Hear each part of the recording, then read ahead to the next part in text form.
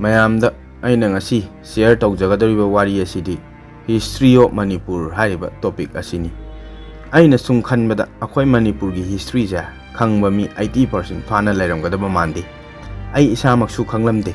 aduga Manipur gi history ja tigatpada su irailaina phangde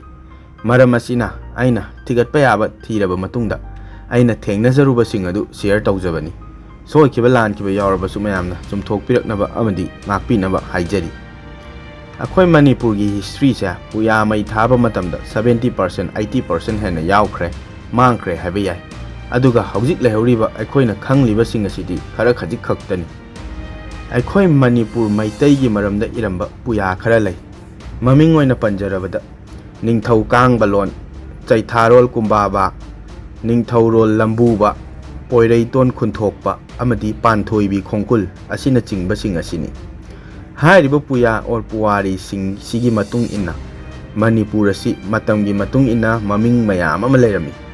ming sing adudi tili koktong poirei lam sanalai pak maitai lai pak maitraba kanglai pak amadi Manipur ni aduga hawjik masida lairiba mioi sing asina mitai poirei maitai haina khangnai Manipur gi history asi aikoina scholar singi matung ina perat mari thokna khaidoi haiba perat sing adidi ahanbada the ancient haibasini masigi perat asina Jesus Christ spoke trikan mamangi matamgini haibadi BC matamgi warini ani subadana the early perat haibasini masigi matamsina 1 AD dagi hauraga 1300 AD faubani aduga ahum subadana the medieval perat haibasini masigi matamsina 1500 tagi hauraga 1800 AD faubani aduga iroi loibadana modern perat haibasini modern perat sina hawjik aikoina lairiba matam sini haiba perat singa asigi maramda mayamda ngasi wari oina lijerake masida akoina amukta khangdriba mayam ama thengnajagani aduna loiba fauba tabinaba haijari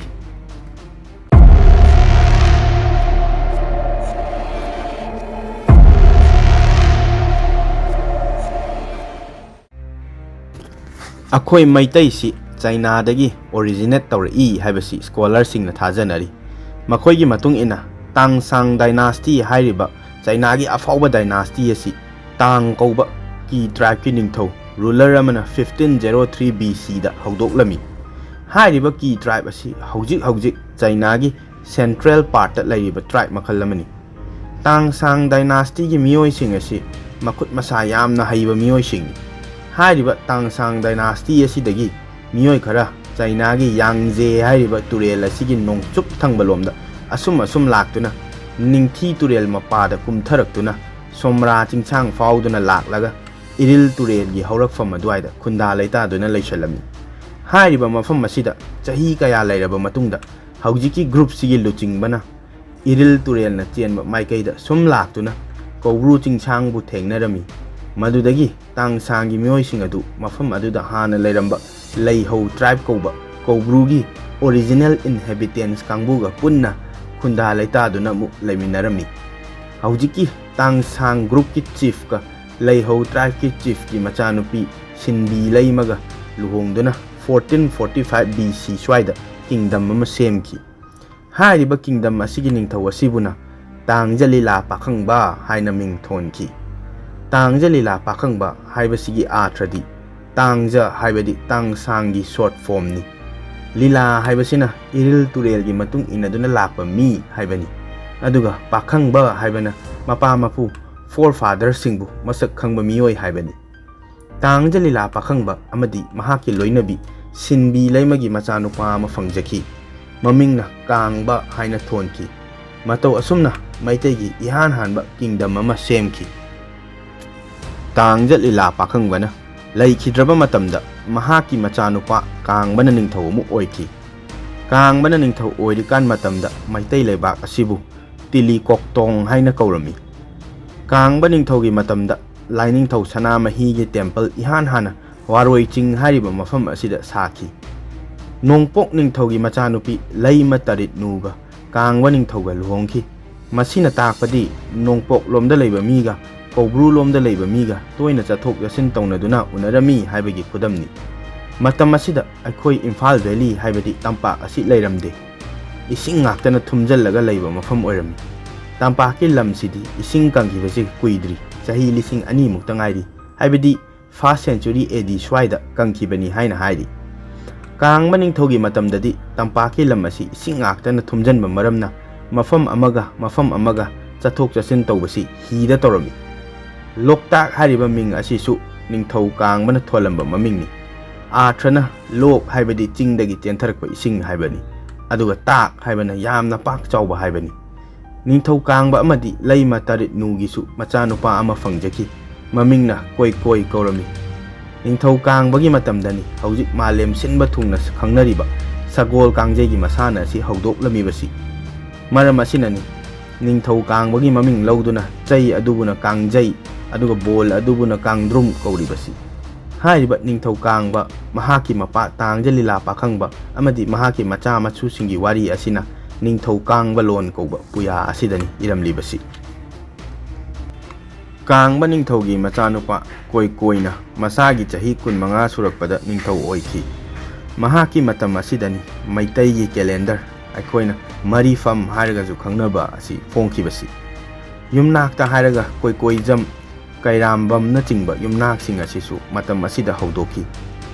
ꯀꯣꯏꯀꯣꯏꯒꯤ ꯃꯃꯤꯡ ꯑꯁꯤ Maria ꯐꯝꯕꯥꯜꯆꯥ ꯍꯥꯏꯅꯁꯨ ꯀꯧꯏ꯫ ꯀꯣꯏꯀꯣꯏ ꯑꯃꯗꯤ ꯃꯍꯥꯛꯀꯤ ꯂꯣꯏꯅꯕꯤ ꯂꯤꯑꯣꯏ ꯅꯨꯡꯒꯣꯏꯕꯤꯒꯤ ꯃꯆꯥꯅꯨꯄꯥ 2 ꯂꯩ꯫ ꯃꯆꯥꯅꯨꯄꯥ ꯑꯍꯟ ꯑꯗꯨꯗꯤ ꯌꯥꯝ ꯉꯜꯂꯤꯀꯥꯟ ꯃꯇꯝꯗ ꯃꯃꯥ ꯃꯄꯥ ꯑꯅꯤꯃꯛ ꯊꯥꯗꯣꯛꯇꯨꯅ ꯃꯁꯥꯒꯤ ꯑꯣꯏꯕ ꯀꯤꯡꯗꯝ ꯑꯃ ꯁꯦꯝꯖꯅꯕꯒꯤꯗꯃꯛ ꯆꯠꯈꯤ꯫ ꯑꯗꯨꯅ ꯃꯥꯒꯤ ꯑꯅꯤꯁꯨꯕ ꯃꯆꯥꯅꯨꯄꯥ ꯀꯥꯛꯁꯨ ꯇꯣꯟꯀꯣꯟꯕ ꯅꯕꯦꯝꯕꯔ ꯇꯥꯔꯤꯛ 3, 1355 BCꯗ ꯄꯣꯛꯄꯁꯤꯅ ꯅꯤꯡꯊꯧ ꯑꯣꯏꯈꯤ 1329 BCꯗ꯫ ꯃꯩꯗꯤꯡꯉꯨ ꯇꯣꯟꯀꯣꯟꯕ ꯑꯁꯤ ꯊꯥ ꯁꯨꯗ꯭ꯔꯤꯀꯥꯟꯗ ꯊꯥ 9ꯗ ꯄꯣꯛꯏ ꯍꯥꯏꯗꯨꯅ ꯃꯥꯒꯤ ꯃꯃꯤꯡ ꯑꯁꯤ ꯀꯥꯛꯁꯨ ꯍꯥꯏꯅꯁꯨ ꯀꯧꯏ꯫ ꯀꯣꯏꯀꯣꯏꯒꯤ ꯃꯇꯨꯡꯗ ꯅꯤꯡꯊꯧ ꯀꯌꯥ ꯑꯃ ꯄꯥꯟꯈꯤ, ꯑꯗꯨꯕꯨ ꯔꯦꯀꯣꯔꯗꯇ ꯂꯩꯍꯧꯕ ꯅꯤꯡꯊꯧ ꯈꯔꯒꯤ ꯃꯃꯤꯡꯗꯤ ꯀꯣꯔꯧ ꯅꯣꯡꯗ꯭ꯔꯦꯟ ꯄꯥꯈꯪꯕ 934 BC, ꯆꯤꯡꯈꯣꯡ ꯄꯣꯏꯔꯩꯇꯣꯟ 34 to 18 BC, ꯃꯈꯣꯏ ꯈꯔ ꯑꯁꯤꯅꯤ꯫ ꯑꯩꯈꯣꯏꯅ ꯂꯣꯏꯅ ꯈꯪꯉꯝꯃꯅꯤ ꯃꯗꯨꯗꯤ 33 ADꯗ ꯅꯣꯡꯗꯥ ꯂꯥꯏꯔꯦꯟ ꯄꯥꯈꯪꯕꯅ ꯅꯤꯡꯊꯧ ꯑꯣꯏꯈꯤ ꯍꯥꯏꯕꯁꯤ꯫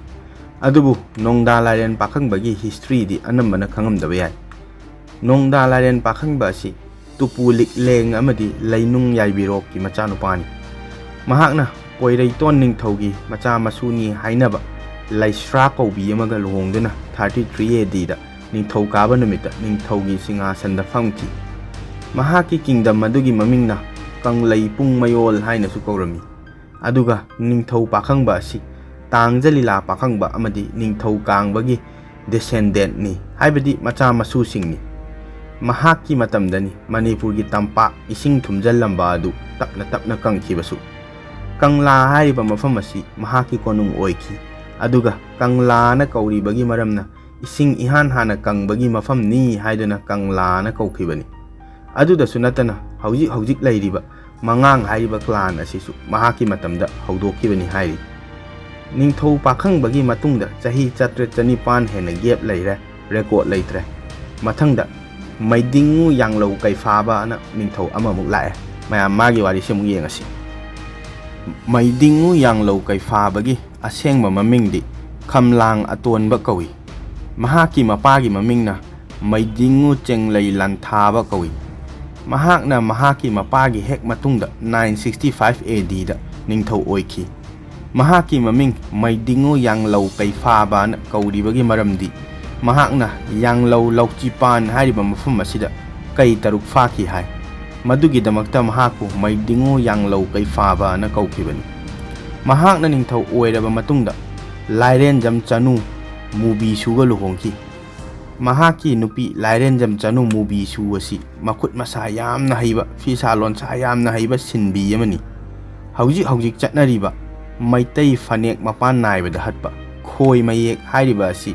ꯃꯩꯗꯤꯡꯉꯨ ꯌꯥꯡꯂꯧ ꯀꯩꯐꯥꯕꯒꯤ ꯂꯣꯏꯅꯕꯤ ꯂꯥꯏꯔꯦꯟꯖꯝ ꯆꯅꯨ ꯃꯨꯕꯤꯁꯨꯅ ꯍꯧꯗꯣꯛꯂꯝꯕꯅꯤ ꯍꯥꯏꯔꯤ꯫ ꯍꯥꯏꯔꯤꯕ ꯈꯣꯏ ꯃꯌꯦꯛ ꯑꯁꯤ ꯍꯧꯖꯤꯛꯐꯥꯎ ꯃꯩꯇꯩ ꯅꯨꯄꯤꯁꯤꯡꯅ ꯌꯥꯝꯅ ꯄꯥꯝꯅ ꯁꯤꯖꯤꯟꯅꯔꯤ꯫ ꯃꯩꯗꯤꯡꯉꯨ ꯁꯦꯟꯕꯤ ꯀꯤꯌꯥꯝꯕ ꯑꯁꯤ ꯅꯤꯡꯊꯧ ꯈꯣꯝꯕ ꯑꯃꯗꯤ ꯂꯩꯃ ꯂꯤꯟꯊꯣꯏ ꯉꯝꯕꯤꯒꯤ ꯃꯆꯥꯅꯨꯄꯥꯅꯤ꯫ ꯃꯍꯥꯛꯅ ꯆꯍꯤ 14 ꯁꯨꯔꯛꯄ 1467ꯗ ꯅꯤꯡꯊꯧ ꯑꯣꯏꯈꯤ꯫ ꯃꯍꯥꯛꯀ ꯄꯣꯡ ꯍꯥꯏꯔꯤꯕ ꯂꯝ ꯑꯗꯨꯒꯤ ꯅꯤꯡꯊꯧꯒ ꯌꯥꯝꯅ ꯂꯨꯅ ꯇꯤꯟꯅꯔꯝꯃꯤ꯫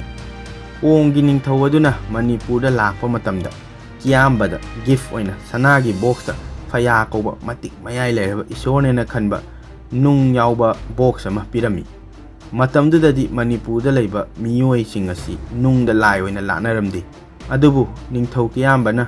ꯄꯣꯡ ꯅꯤꯡꯊꯧꯕꯨ ꯔꯦꯁꯄꯦꯛ ꯎꯠꯄ ꯑꯣꯏꯅ ꯂꯥꯏꯁꯪ ꯑꯃ ꯏꯝꯐꯥꯜꯗꯒꯤ ꯃꯈꯥꯔꯣꯝꯗ ꯀꯤꯂꯣꯃꯤꯇꯔ 18ꯃꯨꯛ ꯆꯠꯂꯒ ꯂꯩꯕ ꯂꯃꯥꯡꯗꯣꯡ ꯍꯥꯏꯔꯤꯕ ꯃꯐꯝ ꯑꯁꯤꯗ ꯁꯥꯔꯝꯃꯤ꯫ 1475ꯗ ꯀꯁꯥꯔꯗꯒꯤ ꯕ꯭ꯔꯥꯍꯃꯟ ꯑꯃ ꯂꯥꯛꯂꯝꯃꯤ꯫ ꯑꯗꯨꯒ ꯍꯧꯖꯤꯛꯀꯤ ꯐꯌꯥ ꯍꯥꯏꯔꯤꯕ ꯅꯨꯡ ꯑꯁꯤ ꯕꯤꯁꯅꯨ ꯍꯥꯏꯔꯤꯕ ꯂꯥꯏ ꯑꯁꯤꯅꯤ ꯍꯥꯏꯅ ꯍꯥꯏꯔꯝꯃꯤ꯫ ꯑꯗꯨꯒ ꯁꯟꯒꯤ ꯁꯪꯒꯣꯝꯗ ꯐꯨꯠꯄ ꯆꯦꯡ ꯀꯠꯂꯕꯗꯤ ꯑꯐꯕ ꯅꯨꯡꯉꯥꯏ ꯌꯥꯏꯐꯕ ꯄꯣꯔꯛꯀꯅꯤ, ꯂꯩꯕꯥꯛ ꯃꯔꯥ ꯇꯞꯅ ꯄꯥꯟꯒꯅꯤ ꯍꯥꯏꯅ ꯍꯥꯏꯔꯝꯃꯤ꯫ ꯃꯗꯨꯗꯒꯤ ꯀꯤꯌꯥꯝꯕ ꯅꯤꯡꯊꯧꯅ ꯍꯥꯏꯔꯤꯕ ꯕ꯭ꯔꯥꯍꯃꯤꯟ ꯑꯁꯤꯕꯨ ꯍꯥꯏꯔꯤꯕ ꯐꯌꯥ ꯑꯁꯤ ꯁꯦꯟꯅꯅꯕ ꯊꯝꯂꯝꯃꯤ꯫ ꯃꯇꯝ ꯑꯁꯤꯗꯒꯤ ꯍꯧꯖꯤꯛꯀꯤ ꯕ꯭ꯔꯥꯍꯃꯟ ꯑꯁꯤꯒꯤ ꯃꯇꯨꯡ ꯏꯜꯂꯤꯕ ꯃꯥꯒꯤ ꯐꯣꯂꯣꯋꯔꯁꯤꯡ ꯍꯥꯏꯇꯥꯔꯦꯀꯣ ꯑꯁꯤꯕꯨ ꯕꯤꯁꯅꯨꯄꯨꯔꯤꯌꯥ ꯍꯥꯏꯅ ꯀꯧꯔꯝꯃꯤ꯫ ꯑꯗꯨꯒ ꯃꯐꯝ ꯑꯗꯨꯅ ꯕꯤꯁꯅꯨꯄꯨꯔ ꯍꯥꯏꯅ ꯊꯣꯟꯈꯤ ꯍꯥꯏꯅ ꯍꯥꯏꯔꯤ꯫ ꯃꯅꯤꯄꯨꯔꯗ ꯈ꯭ꯋꯥꯏꯗꯒꯤ ꯄꯥꯋꯔꯐꯨꯜ ꯑꯣꯏꯕ ꯅꯤꯡꯊꯧꯁꯤꯡꯒꯤ ꯃꯅꯨꯡꯗ ꯅꯤꯡꯊꯧ ꯈꯥꯒꯦꯝꯕꯁꯨ ꯑꯃꯅꯤ꯫ ꯅꯤꯡꯊꯧ ꯈꯥꯒꯦꯝꯕꯒꯤ ꯑꯁꯦꯡꯕ ꯃꯃꯤꯡꯗꯤ ꯅꯤꯡꯊꯧ ꯍꯟꯕ ꯀꯧꯏ꯫ ꯃꯍꯥꯛꯀꯤ ꯃꯃꯤꯡ ꯑꯁꯤ ꯈꯥꯒꯦꯝꯕ ꯀꯧꯔꯤꯕꯒꯤ ꯃꯔꯝꯗꯤ ꯆꯥꯏꯅꯤꯁꯁꯤꯡꯕꯨ ꯃꯥꯏꯊꯤꯕ ꯄꯤꯕꯒꯤꯗꯃꯛꯇ ꯀꯧꯈꯤꯕꯅꯤ꯫ ꯈꯥꯒꯤ ꯍꯥꯏꯕꯗꯤ ꯆꯥꯏꯅꯤꯁ ꯍꯥꯏꯕꯅꯤ꯫ ꯆꯥꯏꯅꯤꯁꯄꯨ ꯉꯝꯕ ꯃꯤꯅꯤ ꯍꯥꯏꯗꯨꯅ ꯈꯥꯒꯦꯝꯕꯅ ꯀꯧꯈꯤꯕꯅꯤ꯫ 1631ꯗ ꯆꯥꯏꯅꯥꯒꯤ ꯑꯐꯥꯎꯕ ꯃꯤꯡ ꯗꯥꯏꯅꯥꯁꯇꯤꯒꯤ ꯅꯤꯡꯊꯧꯔꯦꯜ ꯆꯣꯡꯖꯦꯟꯒ ꯂꯥꯟ ꯁꯣꯛꯅꯈꯤ ꯑꯃꯗꯤ ꯆꯣꯡꯖꯦꯟ ꯂꯥꯟꯃꯤꯁꯤꯡꯕꯨ ꯅꯤꯡꯊꯧ ꯈꯥꯒꯦꯝꯕꯅ ꯃꯥꯏꯊꯤꯕ ꯄꯤꯈꯤ꯫ ꯍꯥꯏꯔꯤꯕ ꯂꯥꯟ ꯑꯁꯤꯗ ꯆꯥꯏꯅꯤꯁꯀꯤ ꯅꯤꯡꯊꯧ ꯆꯣꯡꯖꯦꯟꯗꯤ ꯆꯦꯟꯈꯤ, ꯑꯗꯨꯕꯨ ꯆꯥꯏꯅꯤꯁ ꯃꯆꯥ ꯂꯥꯟꯐꯥ ꯀꯌꯥ ꯑꯃ ꯄꯨꯗꯨꯅ ꯍꯜꯂꯛꯈꯤ꯫ ꯍꯥꯏꯔꯤꯕ ꯆꯥꯏꯅꯤꯁꯀꯤ ꯂꯥꯟꯐꯥꯁꯤꯡ ꯑꯁꯤ ꯑꯁꯨꯛꯀꯤ ꯃꯇꯤꯛ ꯃꯈꯨꯠ ꯃꯁꯥ ꯍꯩꯔꯝꯃꯤ꯫ ꯍꯥꯏꯔꯤꯕ ꯆꯥꯏꯅꯤꯁꯀꯤ ꯂꯥꯟꯐꯥꯁꯤꯡ ꯑꯁꯤꯅꯅꯤ ꯃꯅꯤꯄꯨꯔꯗ ꯍꯧꯖꯤꯛ ꯌꯨꯝ ꯁꯥꯕꯗ ꯁꯤꯖꯤꯟꯅꯔꯤꯕ ꯆꯦꯛ ꯑꯁꯤ ꯍꯧꯗꯣꯛꯂꯝꯕꯁꯨ꯫ ꯃꯅꯤꯄꯨꯔꯗ ꯈ꯭ꯋꯥꯏꯗꯒꯤ ꯃꯃꯤꯡ ꯆꯠꯄ ꯊꯣꯡ ꯅꯝꯕꯣꯟꯕꯤ ꯅꯝꯕꯨꯟ ꯇꯨꯔꯦꯜ ꯃꯊꯛꯇ ꯂꯩꯔꯤꯕ ꯑꯁꯤ ꯅꯤꯡꯊꯧ ꯈꯥꯒꯦꯝꯕꯅ ꯐꯥꯔꯛꯄ ꯆꯥꯏꯅꯤꯁꯁꯤꯡ ꯑꯗꯨꯅ ꯁꯥꯔꯝꯕ ꯊꯣꯡꯅꯤ ꯍꯥꯏꯅ ꯍꯥꯏꯔꯤ꯫ ꯑꯗꯨꯗꯁꯨ ꯅꯠꯇꯅ ꯀꯪꯂꯥꯒꯤ ꯒꯦꯠ ꯑꯁꯤꯁꯨ ꯂꯥꯟꯐꯥ ꯑꯣꯏꯔꯤꯕ ꯆꯥꯏꯅꯤꯁꯁꯤꯡ ꯑꯗꯨꯅ ꯁꯥꯔꯝꯕꯅꯤ ꯍꯥꯏꯅ ꯍꯥꯏꯔꯤ꯫ ꯑꯗꯨꯒ ꯃꯨꯁꯂꯤꯝꯁꯤꯡꯅ ꯃꯅꯤꯄꯨꯔꯗ ꯂꯥꯛꯈꯤꯕꯁꯨ ꯅꯤꯡꯊꯧ ꯈꯥꯒꯦꯝꯕꯒꯤ ꯃꯇꯝꯗꯒꯤꯅꯤ ꯍꯥꯏꯅ ꯍꯥꯏꯔꯤ꯫